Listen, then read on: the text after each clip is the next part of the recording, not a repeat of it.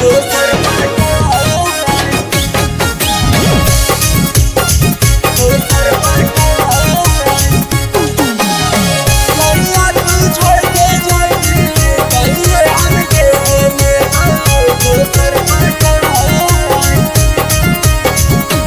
अहबो set होई गेलो छोरा सहदिया हमार और छोरी के तोरा चले जइबो ससुरार।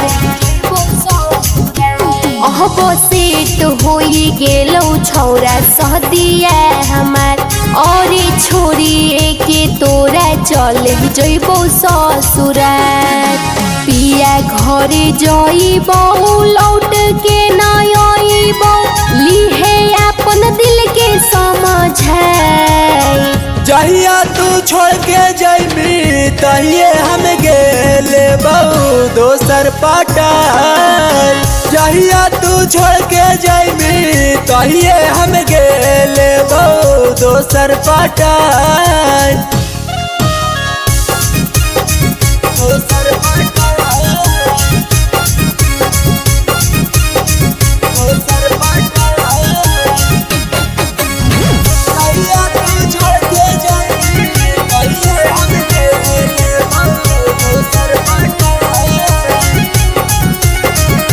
छौरा हालो हमर मजबूरी एही से बनी गेलौ तोरा से दूरी।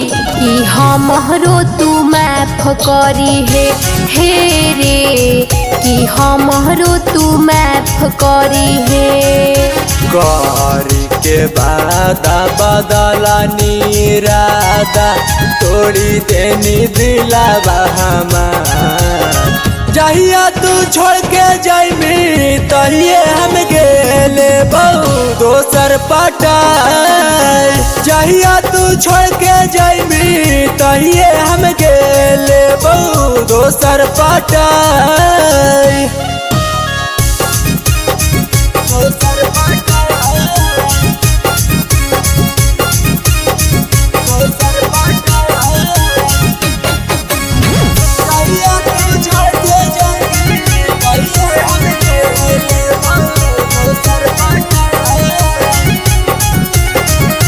भले हुई जैतो छौरा हमर शादी लेकिन दिल हवा में मिलतो नैया जादी। कि तू ही हमरा याद आई में हे रे कि तू ही हमरा याद आई में। चंदन लाछा मान कहौ सुन गे छाउड़ी जाई है तू हमरा अब भोला। जहिया तू छोड़ के जइबी तहिए हम गेले बहु दोसर पटाई। जहिया तू छोड़ के जइबी तहिए हम गेले बहु दोसर पटाई।